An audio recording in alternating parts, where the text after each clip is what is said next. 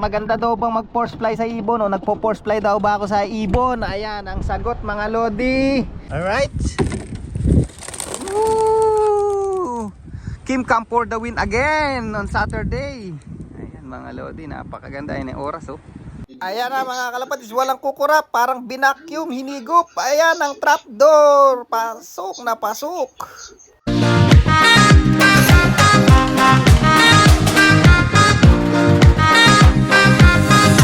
So yun mga kalapatids, nakita nyo na naman yung pagmumukha namin ni Uno. Yan, say hi ka muna sa kanila no.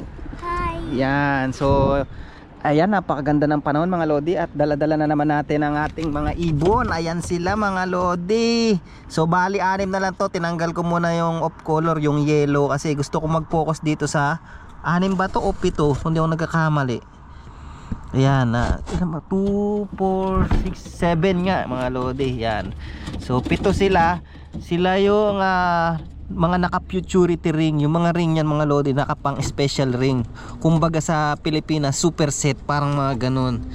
Ayan, so at yung super set na yan is ayun yung gaganapin sa last 2 laps mga lodi. Ayan, yung futurity ring ang tawag dyan mga lodi. Yan, training natin sila dyan. Ayan o, dito tayo ngayon. Napakaganda ng panahon. So may nagtatanong pala kung mga lodi, may nag-comment sa akin.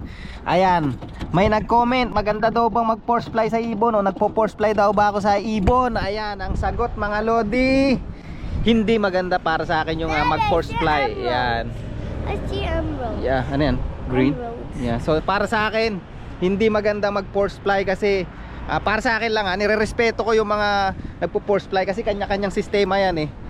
Ayan, ako hindi ako nagpo-force fly kasi para sa akin natotrauma yung ibon. Ginagawa ko yan dati, ngayon ang ibon ayaw pumasok sa loop ko pag nasusobrahan, nadadala sila mga lodi. Parang pusa ang dating sa yung mga lodi. Kumbaga parang pinapalayas mo yung kalapati pag nagpo-force fly ka. Para sa akin mas magandang i-self-toss mo na lang sila mga lodi.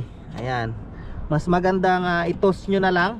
Para sa akin kasi malaki ang pinagkaiba ng loop fly o force fly sa self-toss mga lodi o training. Kasi ang force fly, lumilipad lang yung ibon nyo around sa ano nyo, sa loop nyo. Para kayong nagte-treadmill, parang tao, treadmill lang, tumatakbo sila pero nandun lang sila sa lugar na yun, nagiging fit sila.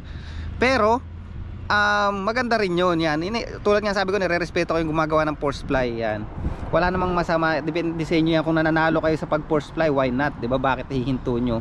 So ako dati ginagawa ko yun pero pangit para sa akin yung outcome. Ayan, balik tayo doon.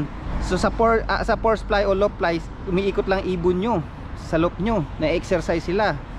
Pero pagka nag self toss kayo, nag training kayo, kahit mahigsi lang, kahit mga 10 km lang mga lodi, yung ibon nyo na-exercise na, nagiging fit na, tas yung utak nila, natatandaan nila yung way nila pa uwi mga lodi, yung finish line. Ayun ang kagandahan pag nagte-training ka kaysa sa force fly para sa akin. Alright, so yan, nung oras na ba rito? 6:23 na ng hapon mga lodi. Ayan o, so naglagay uli ako ng camera dun sa harap ng loop ko. Tingnan natin kung anong oras sila lalabas mga lodi. Okay, ano yun? I died her. Ayan, 6:24 ko i-release mga lodi. Yan sila, napakaganda ngayon. Si Kim Kam kaya for the win uli sa Saturday. Bukas ang basketing. Ayan, ayan mga lodi, nakakatuwa. Ayan o, ha, lipad kayo ng maganda ha. Ayan ha. Alright, woo! Kim come for the win again on Saturday.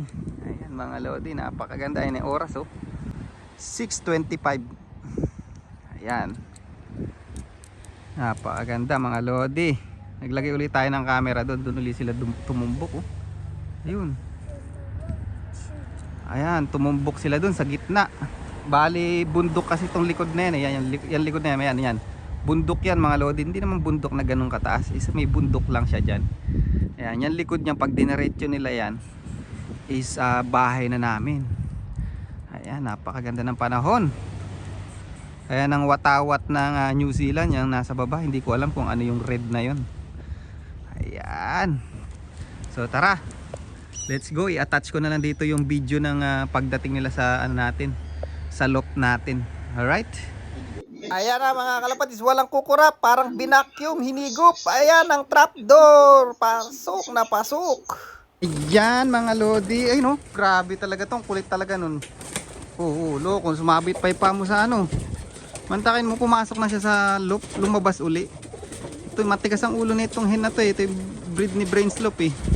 Stubborn talaga eh. Kapatid ni stubborn yan eh. Kulit eh. Ayan sila mga lodi. Kitang kita nyo naman sa video yung trapping ng ibon natin. Ang bilis. Sabay-sabay. Ayan. Pakainin na natin sila. Goods na goods. And shoutout pala kay Idol Allen Karamihan. Yan ng United States of America. Ayan. Shoutout sa iyo Idol. Ayan. Pakain natin sila mga lodi. Bukas basketing na. Same distance. Ayan, nasa si Kim Cam. Yung si Kim Cam oh. Ay hindi. Saan si Kim Cam? Ang gulo nyo ah. Kim Cam. Bahala ka na dyan. Nalilito ako mga lodi. Magkakamukha kasi. Ito kapatid ni Kim Cam yan mga lodi. Second bird natin yan nung last race. Ang bilis din mga lodi. Tingnan nyo naman oh. Ayan. Ayan mga lodi. Nagkainan na sila mga lodi. Nagkarambola na oh. Dito ka dito. Yung iba hindi nakakain na maayos eh. Dito ka. Ayan o. Ayan, dyan. Ayun lang pakain natin sa kanila mga lodi oh. Ayan. Pagka sprint race mga lodi, konti lang ang pakain. Yan, kailangan matansya nyo yung kung saan yung hindi sila papayat, hindi sila tataba. Yung magaan yung pakiramdam nila, magaan yung katawan nila. Parang baboy lang yan. Pagka pinatakbo mo sa mga sprint, diba? Mahuhuli yung mataba. Mahirapan silang lumipad kasi mabigat. Okay?